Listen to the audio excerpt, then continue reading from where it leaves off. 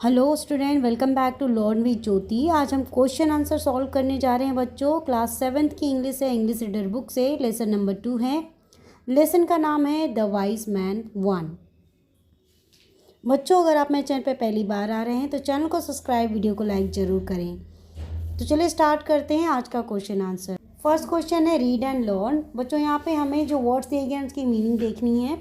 Bargain का मतलब होता है तोल मोल करना, ठीक है। फेरी यानी परी, प्रिटी सुंदर। एक्सचेंज यानी अदला बदली। अदला बदली इस तरीके से आप समझ सकते हो जैसे कि कोई चीज़ के बदले दूसरी चीज़ लेना, ठीक है। आप कोई चीज़ दे रहे हो, उसके बदले में दूसरी चीज़ लेना, ठीक है, एक्सचेंज हो गया। अ लॉट ऑफ यानी बहुत। कैटल यानी पशु। एंजल मतलब भी होता है परी। और फ्यू मतलब कुछ। यार्ड यानी जहाँ पे पशुओं को रखा जाता है, घास फूस की जो झोपड़ी होती है उसमें रखा जाता है। आपने गांव में देखा ही होगा, ऐसी झोपड़ियाँ बनी होती हैं पशुओं को रखने के लिए, गाय को, भैंस को, ठीक है। डिसाइड यानी निर्णय। कोल्ट यानी बछड़ा। फॉडर यानी चारा। डिलीशियस स्वादिष्ट। A herd of cattle. Heard का मीनिंग होगा बच्चों ग्रुप, ठीक है, समूह। तो यहाँ पे पशुओं का समूह होगा, इसका मतलब ले एग यानी कि अंडे देना। ओके, नेक्स्ट क्वेश्चन नंबर 2 पे चलिए। Answer the questions given below. तो नीचे आपको जो क्वेश्चन दिया गया उसका आंसर हम देख लेते हैं। पहला क्वेश्चन है बच्चों, why did the horse trainer and his wife decide to sell the horse. तो उस हॉर्स ट्रेनर ने और उसकी वाइफ ने ये क्यों निर्णय लिया कि घोड़े को बेचना चाहिए, ठीक है। Answer is the horse trainer and his wife decided to sell the horse because it was very expensive to feed as it ate a lot of fodder. Means horse trainer और उसकी जो बीवी थी, ठीक है, उसकी जो पत्नी थी, घोड़े को बेचने का फैसला इसलिए किया क्योंकि वो बहुत सारा चारा खाता था और उसका भरण पोषण करना बहुत महंगा पड़ रहा था। तो इसीलिए हॉर्स ट्रेनर और उसकी वाइफ ने घोड़े को बेचने का डिसीजन लिया। ओके, नेक्स्ट क्वेश्चन देखिए, where did Bhola go to sell the horse. यानी वो जो भोला था, हॉर्स ट्रेनर था, घोड़े को बेचने कहाँ गया था। Answer is Bhola went to the market to sell the horse. तो जो भोला है घोड़े को बेचने के लिए बाजार गया था, मार्केट गया था। क्वेश्चन नंबर 3 है, whom did he meet first. जो भोला है, जो हॉर्स ट्रेनर है, वो सबसे पहले किससे मिला। Answer is he met a man with a donkey first, ठीक है। तो वह सबसे पहले एक आदमी से मिला जिसके पास गधा था, डोंकी था, ठीक है। Question number 4, why did Bhola think of buying a sheep. Bhola ने एक भेड़ खरीदने के बारे में क्यों सोचा।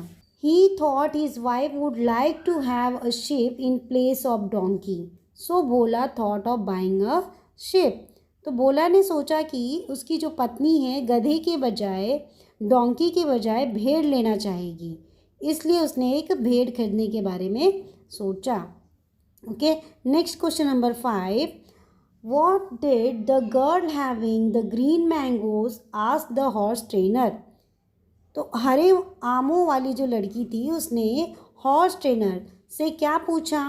Answer is the girl with the green mangoes asked the horse trainer whether the hen Bhola had lay eggs. हरे आमों वाली लड़की ने हॉर्स ट्रेनर से पूछा कि क्या उसकी मुर्गी अंडे देती है।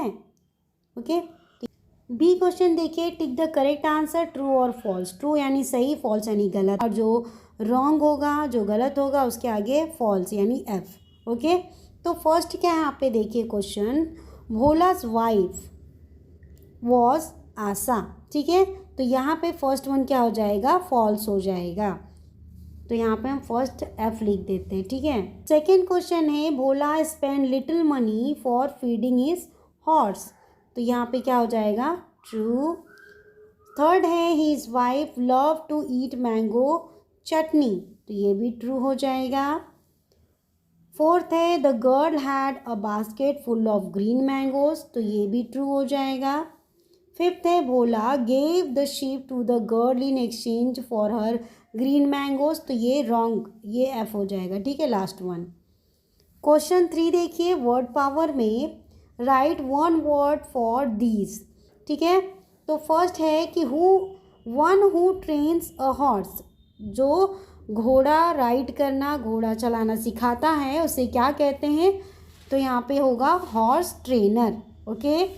सेकंड है one who looks after ship, जो भेड़ों की देखभाल करता है, उसे क्या कहते हैं? शेफर्ड। थर्ड है one who rides and control an elephant, जो हाथी को चलाता है, उसे नियंत्रित रखता है, उसे क्या कहते हैं? महावत। ठीक है। फोर्थ है the person who controls wild animal in a circus, तो रिंग मास्टर हो जाएगा। ओके बच्चों। बी है मैच द टू कॉलम, यहाँ पे मैचअप करना है। एक साइड आपको चीज़ों के नाम दिए गए हैं जैसे कैटल, सोल्जर, बीज, तो इनके जो ग्रुप्स होते हैं, इनके ग्रुप को अलग अलग नाम दिया गया है, बंच, हर्ड, हिप। ठीक है। तो ये जो हर्ड है वो किन के लिए यूज़ होता है और बंच है वो किस चीज़ के लिए यूज़ होता है? ये हर्ड, बंच, हिप, ये सारे क्या हैं? समूह हैं। ठीक है। समूह को अलग अलग शब्दों में बोला जा रहा है, लेकिन ये जो समूह है, जो शब्द हैं, वो अलग अलग चीज़ों के लिए यूज़ होता है। अब यहाँ पे जो हमारा मैचअप होगा, फर्स्ट वन, यहाँ पे देखिए, अ हर्ड ऑफ क्या होगा? कैटल। ठीक है। यानी पशुओं का जो ग्रुप होता है, जो समूह होता है, तो उसको हर्ड कहते हैं। और यहाँ पे सेकेंड है अ बंच ऑफ, बंच क्या है? बंच में क्या होता है? तो यहाँ पे ग्रैप्स हो जाएगा। ठीक है। A bunch of grapes. Herd, bunch, heap, bucket, swarm, army, ये सब क्या है? ग्रुप को दर्शाते हैं, लेकिन ये अलग अलग वर्ड से अलग अलग चीज़ों के लिए यूज़ होता है। और थर्ड आ जाएगा आपका अ हीप ऑफ, आपका हो जाएगा स्टोन। ठीक है। फोर्थ है a bucket of flower. Fifth है अ स्वॉर्न ऑफ बीज। और सिक्स्थ है एन आर्मी ऑफ सोल्जर्स। ठीक है। इस तरीके से हम कर लेंगे मैचअप। क्वेश्चन नंबर 4 है grammar in use. Combine the pair of sentences given below using who. Question क्या कहना चाह रहा है बच्चों कि हु वर्ड का, शब्द का प्रयोग करते हुए जो वाक्य दिए गए हैं उनको जोड़ना है। ठीक है। फर्स्ट यहाँ पे देखिए, यहाँ पे एग्जाम्पल आपको दिया गया है, the girl is wearing a red sweater, और बी में है द गर्ल इज सरिता। तो यहाँ पे आपको एग्जाम्पल में दिया गया है the girl who is wearing a red sweater is Sarita. ठीक है। इस तरीके से सेंटेंस हमें बनाना है, जोड़ना है दो सेंटेंस को और जोड़ करके एक सेंटेंस बनाना है। सेकंड देखिए, the boy is wearing a blue cap, the boy is the tallest boy in the class. ठीक है। तो इसको हम किस तरीके से लिखेंगे?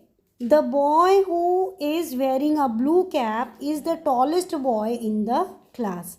ठीक है। इस तरीके से कर लेंगे। थर्ड देखिए, Seema studies in class 8, Seema is the most brilliant student of the class. तो यहाँ पे इस सेंटेंस को हम कैसे जोड़ेंगे? Seema who studies in class 8 is the most brilliant student of the class. Okay. Fourth देखिए, John is a good storyteller, John is telling an interesting story. तो यहाँ पे हो जाएगा John who is a good storyteller is telling an interesting story. Fifth यहाँ पे देखिए, Gurmeet helps the boy is blind. तो इसे कैसे बताएंगे हम? आंसर आप लिखेंगे Gurmeet helps the boy who is blind. Okay. इस तरीके से हम सारे ग्रामर कंप्लीट कर लेंगे।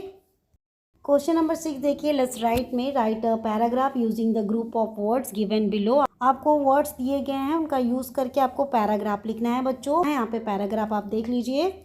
There was a couple named Bhola and Shanti who lived in Bhopal. They had a horse. After some time, they realized that the horse they had ate a lot of fodder, so they decided to sell it. Okay. Bhola took the horse with him to the market and to sell it. First, he came across a man with a donkey.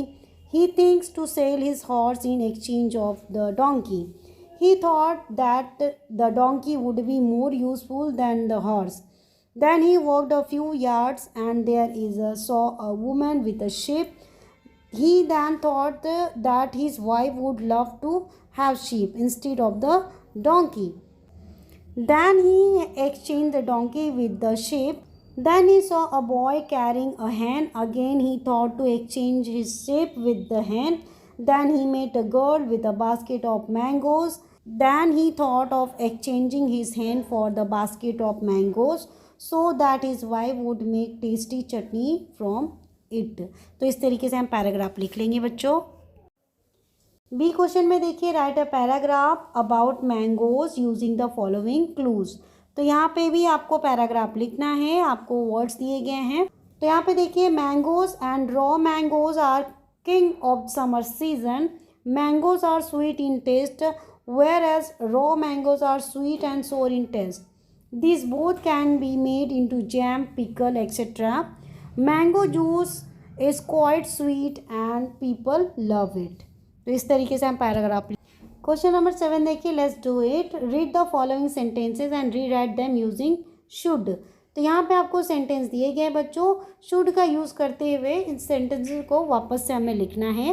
तो यहाँ पे आप देखोगे, plant new trees, तो यहाँ पे हम should का यूज़ करेंगे तो क्या हो जाएगा, we should plant new trees. Second answer देखिए, we should never cut green trees. ठीक है, क्वेश्चन क्या था, नेवर कट ग्रीन ट्रीज़, तो हम शुड का यूज़ करेंगे, we should never cut green trees. Third का आंसर हम लिखेंगे, we should not hurt animals and birds. Fourth हम लिखेंगे बच्चों, we shouldn't be cruel to animals. Fifth का आंसर देखिए, we should feed our pets properly.